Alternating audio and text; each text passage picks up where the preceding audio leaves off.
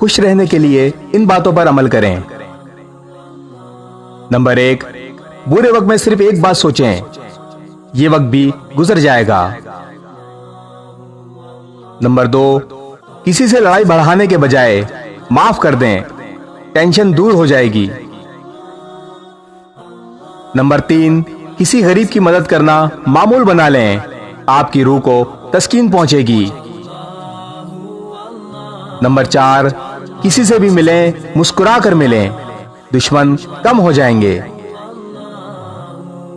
Number 5, अपना पसंदीदा काम सीखने के लिए मुश्किलात को भी कबूल कीजिए, आप हमेशा कामयाब रहेंगे।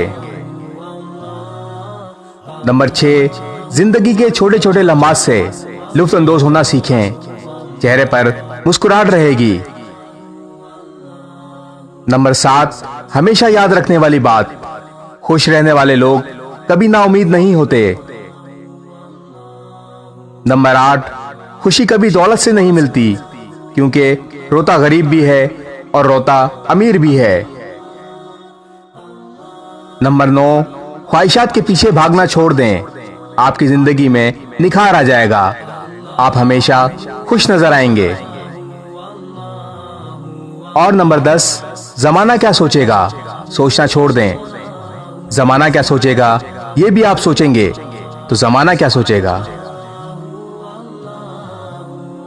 इस वीडियो को शेयर जरूर करें, हो सकता है आपके एक शेयर से ये बात किसी के दिल में उतर जाए।